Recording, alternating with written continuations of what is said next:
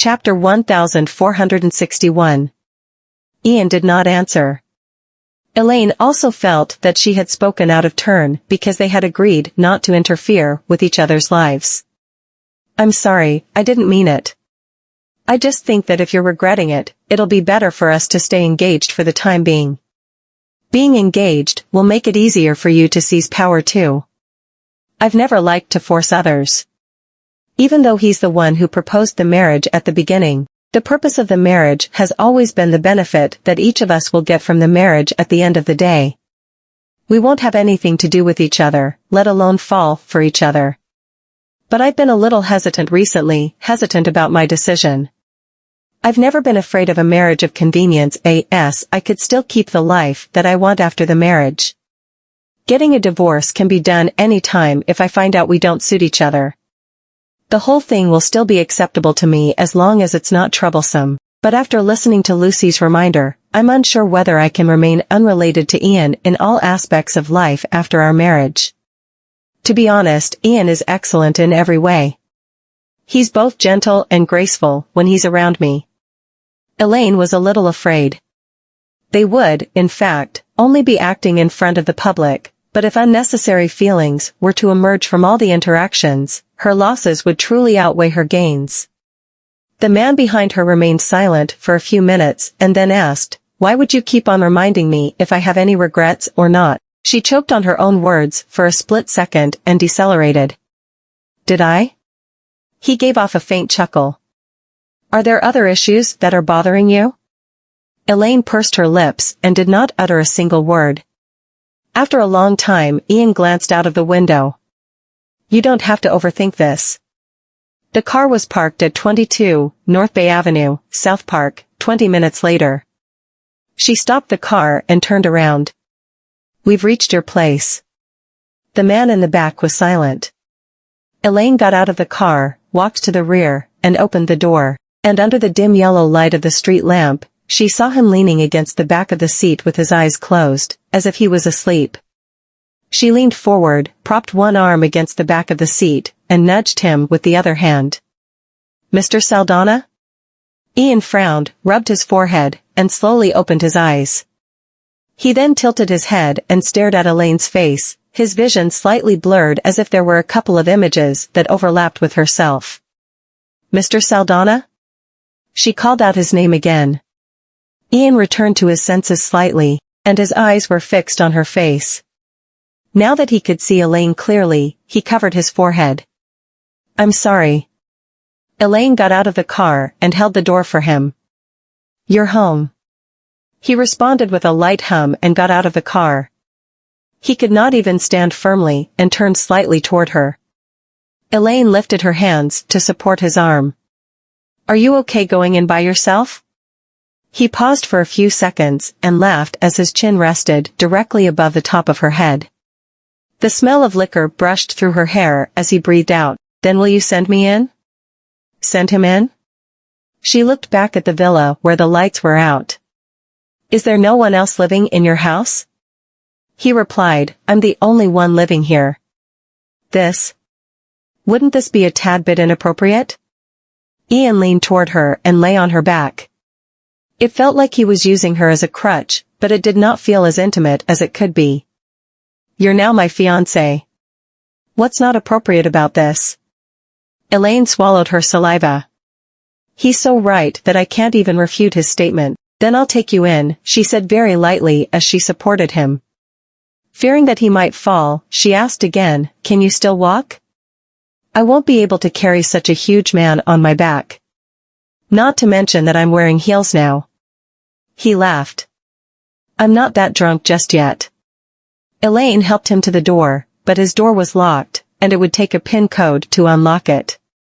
She was waiting for him to enter the PIN code when he said, "The PIN code is 0626. She typed it in, and the door opened automatically. "Is that PIN code your birth date?" He replied, "No." Elaine understood something immediately. If it's not his birthday, it must be his first love's birthday. How am I so clever? Chapter 1462. Ian seemed to have seen through her thoughts. It's the last 4 digits of my cell phone number. Elaine was rendered speechless. This is a little awkward now. She chuckled and helped him in the door. There's no need to explain that. He responded with a light hum. I'm not explaining. I'm just telling her the PIN. It doesn't mean anything. He stretched out his hand to turn on the chandelier, and the space lit up instantly. The interior of the villa looked quite simple. There were not as many bells and whistles as she imagined, and it did not look luxurious. It looked simple, clean, and spacious. She helped him back to the bedroom, which looked even emptier. There was only one king-sized bed, a wardrobe, a desk, a bookshelf, and no extra sundries or other items. She looked around. Your place looks way too simple. It did not look shabby. It was just that it was extremely simple. It seemed almost vacant and did not feel like home at all. It was more like a temporary shelter. I live alone, so there's no need to put so many things in the house. His eyes shifted from side to side, and he stopped for a few seconds before adding slowly, I don't come here very often either. He rarely returned home, mainly because it was located very far away, and it was inconvenient for him to come home when he was on a mission. Elaine understood his reasoning and did not ask any more questions. Since you've arrived home safely, I'll go first. As soon as she turned around, the person behind her asked indifferently, aren't you going to stay here for the night? Elaine was stunned, and her expression became more and more embarrassed. Although we're engaged, this is really inappropriate for me to do so. Ian rubbed his temples, lifted his eyelids, looked at her, and laughed. Do I look like a playboy to you? She shook her head. Not really. Then what are you afraid of? Elaine was at a loss for words. Ian explained with an unchanged expression, you're too far away from the Xavier mansion. It's not safe for you to drive home alone at night. You should stay here for the night, and I'll send you back tomorrow morning. What he meant was that it was not safe for her to travel at night, and he was asking her to stay without any ulterior motive. Elaine was silent for a few seconds. Then where should I sleep? You can sleep in the bedroom. Before Elaine could react, Ian had already gotten up, taken off his suit, draped it on his forearm, and stood at the door. I'll sleep on the couch. Her mind was racing. I'll sleep on the couch. How could I let the house owner sleep on the couch? I'll just make do with what I have to survive the night. Ian turned to look at her and gave off a smile. Nah, it's more convenient for you to sleep here. He was a little tired because of all the alcohol, so he did not say much, went out, and closed the door behind him. Elaine watched as the door closed until she could no longer see his figure. This is still a man's house, and even though he's my fiancé, this still feels really weird. But what he said is right. It's convenient for me to sleep in the bedroom because there's a private bathroom. Elaine hurriedly took a shower, got onto the bed, and took a glance at the door. He should have fallen asleep, shouldn't he? She pursed her lips and turned off the lamp. Not long after she laid down and rolled over, she completely lost her drowsiness. She was occupying someone else's bed and letting him sleep on the couch. She just could not help but feel a little sorry. Thus, she turned on the lamp, dimmed it, went to the closet, and rummaged for the extra blankets and pillows. The light in the living room was not turned on, and a faint smell of alcohol permeated the cold air. She followed the trail highlighted by the light that shone through the ajar bedroom door and walked toward the couch. The man on the couch rested his forearm on his forehead, his shirt's buttons were unbuttoned down to his chest, and he was asleep in a very languid position, but he still looked well-mannered and decent. His breaths were very light, and he did not snore. If she had not come closer to listen, she would have thought that he was not breathing. Elaine carefully covered him with the blanket to avoid waking him up and placed the pillow aside.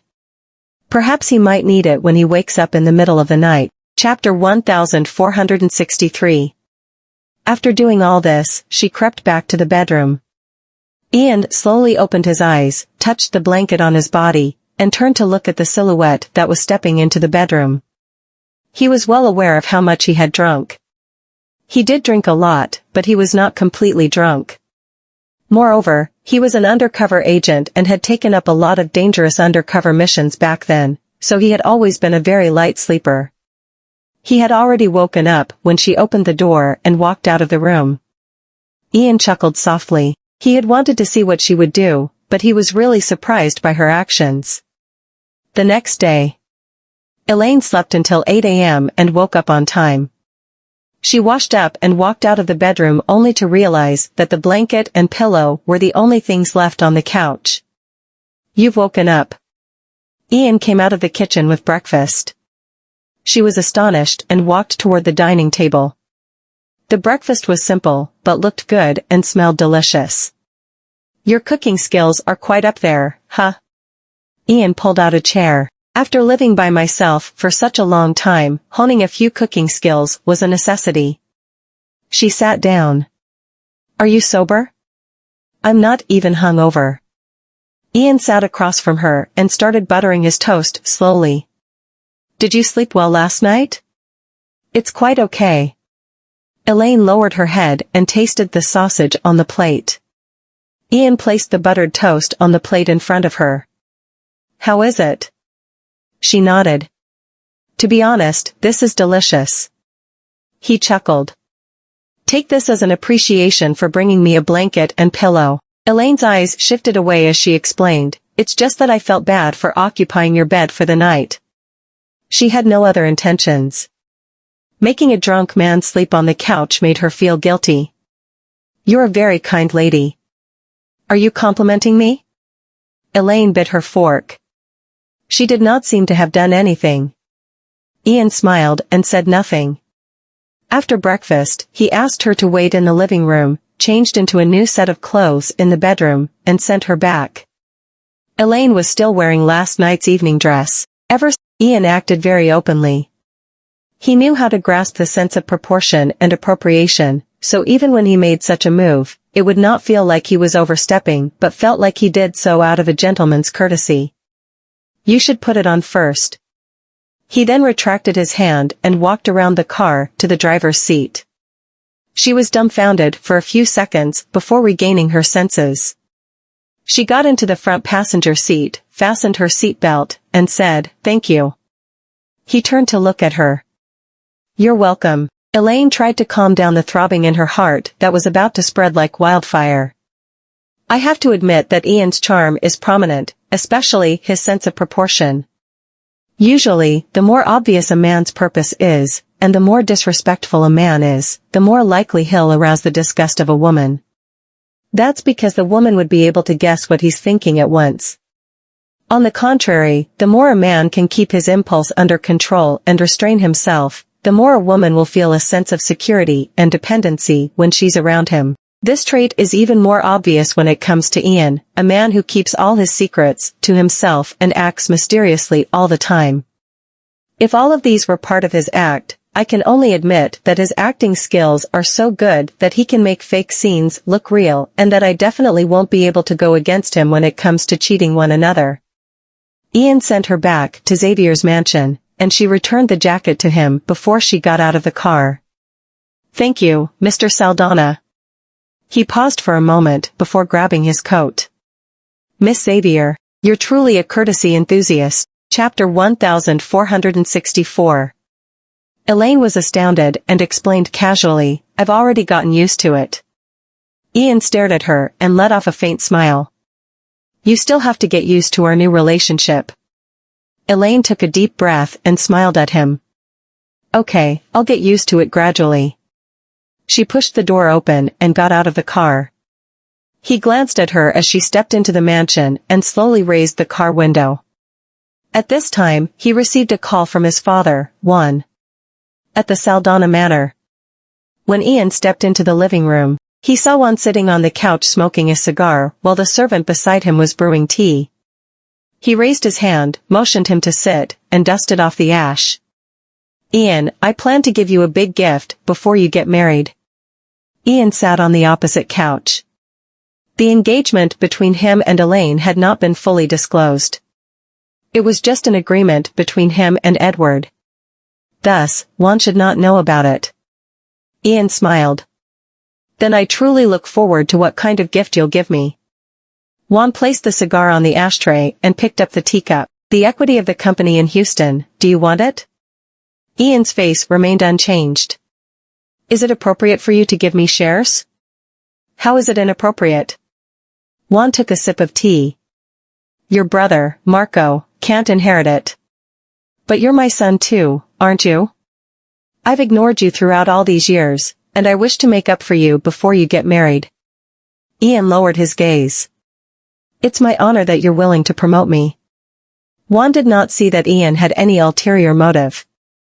He only knew that his illegitimate child had had a difficult life. As such, he would be extremely grateful as long as he gave him some benefits. Tan, I have faith in you.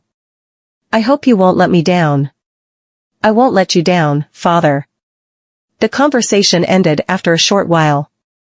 Juan asked Ian to go to Synergy tomorrow to sign the contract, and he would arrange for him to go to Houston to take over the company. Seeing that Ian agreed to the proposal without any hesitation, Juan was satisfied with the outcome as Ian bid him goodbye and left. Ian returned to the cafe. As soon as he entered the door, the store manager told him someone was looking for him. His brows creased. Who's that? The store manager glanced over to a corner of the cafe. She's there. Ian looked at the window seat. The woman sitting there was none other than Barbara. Barbara had made a decision before she came to him. She felt the need to talk to him until a silhouette sat down opposite her. She raised her head and met Ian's profound gaze. He asked, "How have you been doing over the years?" She nodded. "I've been doing fine." "You've lost a lot of weight." Ian rubbed the dial on his wristwatch as his eyes moved. "Is he treating you well?" Barbara looked out the window. "Helios has always treated me very well. There's no need for you to worry about me." "Good, I'm glad to hear that. I didn't come to you with any obvious purpose." He responded with a soft hum. "I know." Barbara lowered her eyes and held the coffee cup in her hands. "I heard that you and Miss Xavier are engaged. I'm here to give you my sincere blessing." Ian remained silent, and all he did was stare at her. "I didn't know the nature of your work before this, and I was a little angry at you for leaving me without any goodbye. Now that I know more about it, however, I'm not as furious as I was. Not to mention that you secretly helped me 3 years ago. I'm very grateful for that." She took a deep breath and faced him calmly. "I hope that you can live a happy life too." A woman sitting in a car parked outside the cafe looked in the mirror to touch up her makeup while waiting for the driver to go in and purchase her coffee. She then saw someone and felt a little familiar, so she took a closer look. "Isn't that Elaine's fiancé? He's sitting with a woman whose long hair covers her side profile, so I can't see her face clearly." She picked up her cell phone, pointed it at the window, zoomed in, took a picture, and then found Elaine on WhatsApp and sent it to her. Chapter 1465. At that moment, Elaine was busy working on the software. After receiving the message, she flipped through her phone in her spare time half an hour later. "Isn't this your fiancé? Do you know the woman your fiancé is meeting behind your back?" A photo was attached. She tapped on the photo to view it. It was indeed Ian. He looked at the woman who had a gentle smile and was sitting across from him. She did not look as gentle as any ordinary woman. There was a hint of affection and tenderness that existed only between a couple mixed within her gentleness. Others might not recognize her, but Elaine could with only one glance. It was exactly as she had guessed. Elaine did not reply after reading it and turned off the screen of her phone. She thought she was a little ridiculous. It was made clear that they would not interfere with each other's private lives or do anything for each other, but she was still a little downcast when she saw this scene. She thought that the marriage she wanted could still exist even without the presence of love, but in fact, it also depended on who the other party was. If the other party were too perfect, she would still fall for him as long as she was a woman. She turned off her phone, ignoring everything that was happening in the outside world. Elaine worked until 9 p.m. before leaving the company. She walked out of the building, turned on her cell phone, and realized that she had 3 missed calls. One was from her father, and the other 2 came from Ian. Ian's calls were made about an hour and a half ago. The sound of a car horn pulled her back to her senses. When she turned her head around, she noticed Ian's white Land Rover was parked not far away. She was astonished and walked toward the car in a hurry. She opened the car door, got in the car, and explained awkwardly, "Sorry, I forgot to turn on my phone and didn't receive your calls." She turned to look at him. "Please tell me that you haven't been waiting for a long time." "I haven't been here for as long as you think. It's just been an hour." The neon sign boards outside the window cloaked the outline of his face, so she could not read his emotions from his hazy expression. Elaine was stunned for a while, and her emotions were suddenly overwhelmed. He waited for an hour but claimed he hadn't been here for long. Not many men can afford to wait for that long, not to mention that we're not a couple, so why would he waste time on me? She retracted her gaze and said with a dry throat, "You don't have to wait so long in the future." Ian looked at her. "Have you eaten yet?" She was flustered. "No," he smiled. "What do you want to eat?" "Anything will do." Ian started the engine and drove away. They arrived at a high-end restaurant, and he asked her to go in first and went to park the car. Elaine walked into the restaurant. Ian had reserved a table by the window, and they could see the lively scene of the streets from the table. Ian came over, said something to the waiter, stood across from her, took off his jacket, draped it on the back of the chair, and slowly sat down. "I'm going to Houston in 2 days." Elaine looked up. "You're going to Houston?" "Yeah, it's a business trip." Elaine did not ask what his mission was, but she could guess it accurately. "It's because of synergy, isn't it?" Ian poured a cup of tea and smiled. "You're still so smart, Miss Xavier." "Are you complimenting me?" He raised his gaze to look at her. "Can't I do so?" Elaine felt that his compliment had an implicit meaning to it. Dad doesn't like it when women are too smart. Mom is the best example. She's someone that won't hide her emotions and speak frankly about everything. That's why Dad always says that Mom doesn't have what it takes to be someone's wife. However, the funny thing is, men don't like smart women, but they like smart women who know how to play dumb. She asked, "Are you telling me that you're not praising me with an ulterior motive?" Ian paused for a split second, and his eyes were fixed on her face. "What do you think that I'll get from complimenting you?" She opened her mouth, but said nothing. Chapter 1466. After that, Ian calmly smiled. "You're a little sensitive." He picked up his teacup and slowly took a sip. "I bumped into your colleague at the cafe today." She paused, then suddenly smiled. "Really? Did she tell you something?" Elaine's smile froze, and she looked into his deep-set eyes. She started feeling guilty. Did he find out that my colleague secretly took a photo of him? If Ian didn't have great observational skills, could he have been an undercover agent? That would be a terrible choice. She admitted with a smile, "She did, but I don't question your private life. The outsiders don't know about our arrangement, so that happened. I'm sorry for causing any inconvenience." "Was that why you switched off your phone?" Elaine started sweating cold sweat. Sometimes men were sharper than women when it came to observation. "No, I just don't like being bothered while I work." She then explained, "I know our situation, so I don't need to read too much into it. Who you meet is none of my business either." He fell silent for a few seconds before smiling. "I thought it made you uncomfortable." Soon, the waiter brought the food. When Ian took a whiff of the food, she immediately felt hungry and picked up her cutlery. "Not at all. I just don't like to be a burden. I was just worried that you're unhappy with what my colleague did." She then looked at him and teased, "You're not that petty, are you? Are you going to take revenge?" He smiled. "No." Elaine poured some tea and smiled. "That sounds about right. I don't take you for a petty person." Ian looked at her. "Honestly, Do you regret this? Elaine paused because she knew what he meant by regretting. Before she could speak, Ian added, even though I didn't force you into this, I did convince you. You're afraid of getting married, but I found a way to make this a transaction and tie us together. It does seem unfair to you when I think about it. I've never seen myself as a good person. Ian's eyes turned dark as he mocked himself. After speaking to Barbara, he knew he still had feelings for her.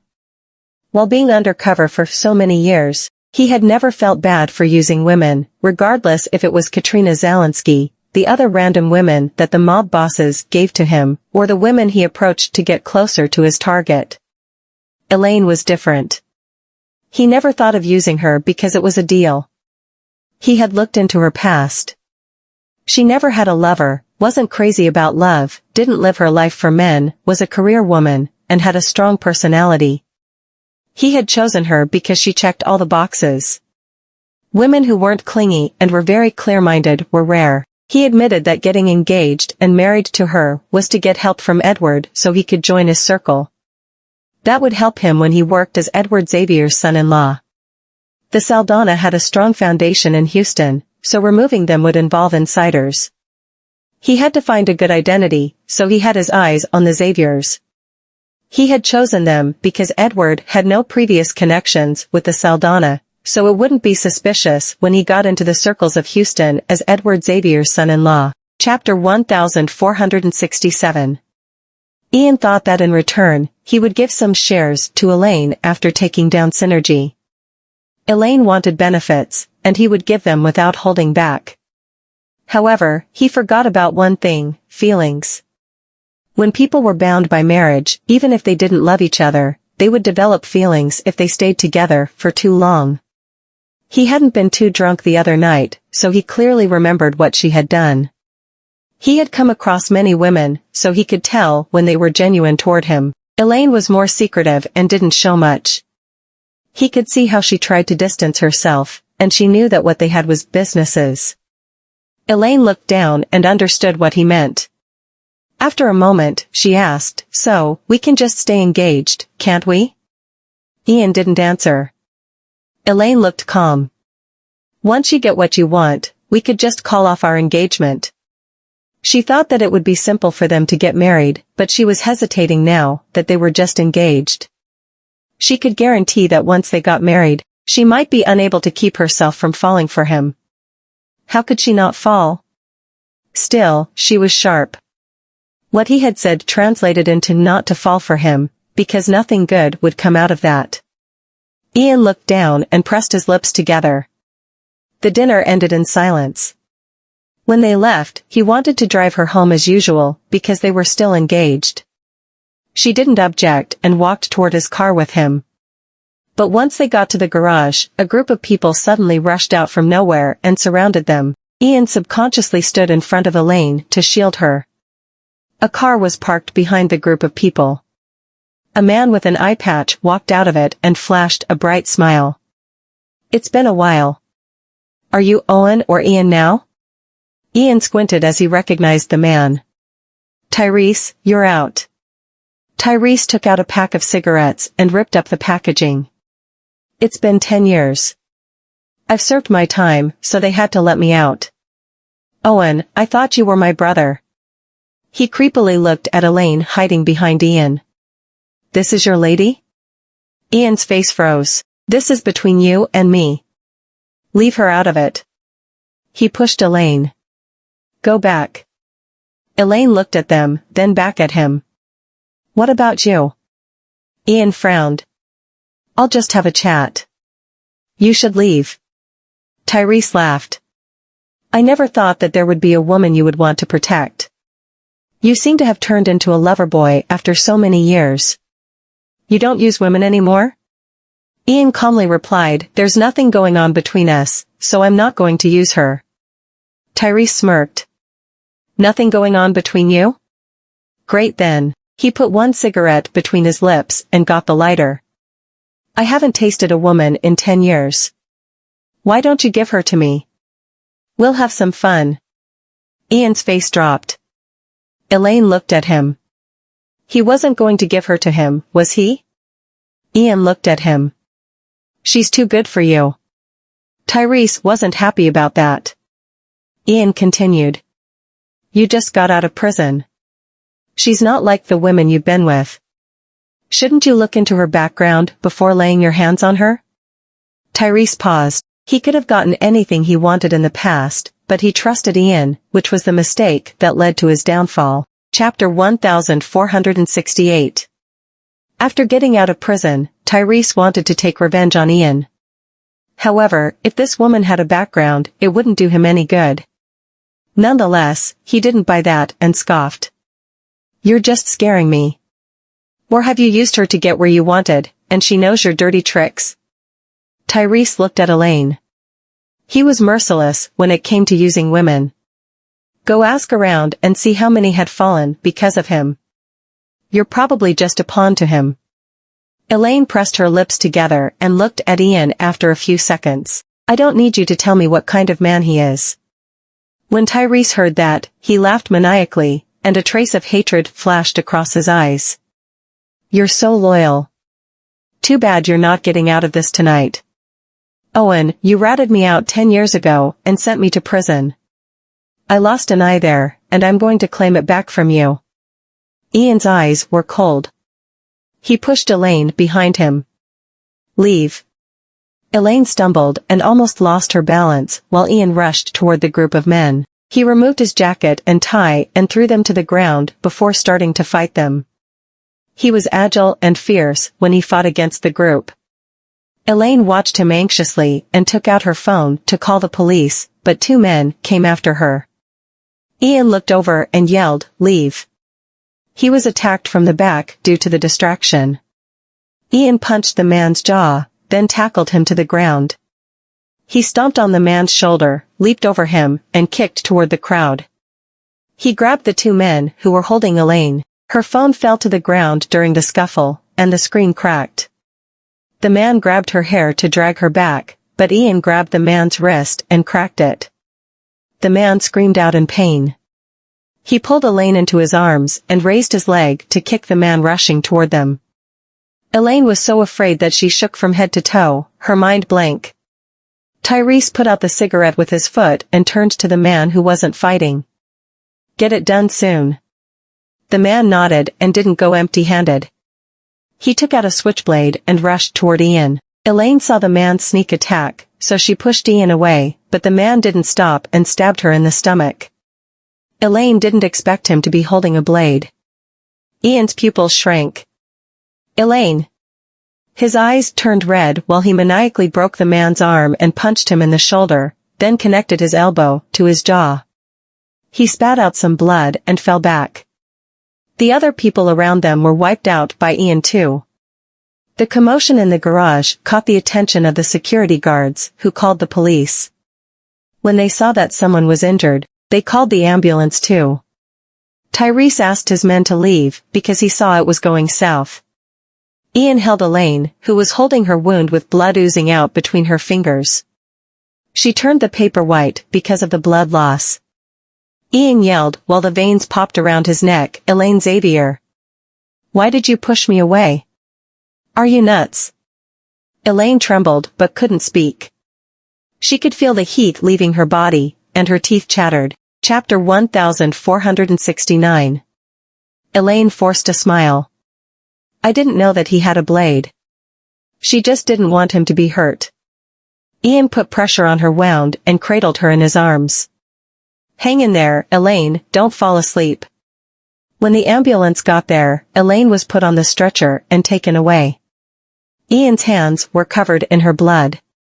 Elaine had lost consciousness by the time she got to the hospital, and they had to send her to the ER. When Edward and Jenna received the news of the incident, they rushed over and saw Ian standing in the corridor. Where's Elaine? What happened? I'm sorry. Ian looked down. I dragged her into this. Edward's knees turned into jelly while he looked at the red light of the ER, looking worried. After 2 hours of surgery, the doctors exited the ER, and Edward immediately went forward to ask, How's my daughter? The doctor removed his mask. Are you a family member of Miss Xavier? I'm her father. He said in a heavy tone, she's safe, but the blade pierced too far in and hurt her womb. I'm afraid she won't be able to have her own children. Edward was devastated when he heard that. Ian pressed his lips together and felt that a huge stone was pressed on his chest because he couldn't breathe. Jenna was pregnant, so Edward asked her to go home while he continued speaking to the doctor. Elaine was transferred to a private room, but she was still asleep due to the effect of anesthesia. Edward looked toward the room. His heart ached because his daughter had to go through that. She had lost her ability to bear children, and not all men are fine with that. He would be worried if she didn't get married because he knew how she was. There was no point pushing her. Edward was worried that if someone married her, she would end up like her mother. Elaine was finally engaged and was getting married, but this happened. Edward walked into the room and saw Ian sitting in silence beside the bed. Edward sighed and looked stoic. I can't blame you for what happened to Elaine, Ian. You can see how she is right now. Edward understood what he meant. He stayed silent for a moment before looking up. Sir, I know what you're worried about. Edward was surprised. You don't mind? He didn't mind that Elaine would be barren? Ian looked down and puffed his cheeks. We can always adopt if she wants. Edward looked at Ian because he had surprised him. After all, people would rarely choose adoption because the children were not their own. Edward didn't say anything after that. It was late, so Ian asked Edward to go home and rest, and he would stay there. Edward trusted him, so he let him stay. Ian looked at Elaine lying in bed with an overwhelming surge of feelings. By the time the anesthesia wore off, it was almost midnight. Elaine slowly opened her eyes and realized she was lying in a hospital bed. The drip coursing through her body was cold. She felt that her hands were freezing, and she shivered even with the blanket. Ian walked in and noticed she was awake, so he hurried to the side of the bed. You're awake. Elaine nodded, and her dried lips parted. I'm cold. Ian asked the nurse for more blankets. She started warming up when the nurse brought some over and wrapped 2 more layers over her. Ian quietly asked in a gentle voice, Are you still cold? Chapter 1470. Elaine's voice was coarse. Not anymore. Ian touched her hand, which was cold because of the IV drips. The warmth from his palms stopped her from shivering and made her feel warm. Ian looked at her. Go to sleep. You'll feel better when you wake up. His voice was soft as a feather. Elaine closed her eyes and fell asleep in no time.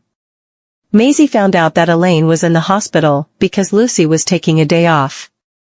She asked how she was, but Lucy was silent. She curiously asked, What's wrong, Miss Vanderbilt? Lucy pressed her lips together. My sister might not be able to get pregnant in the future. Maisie paused.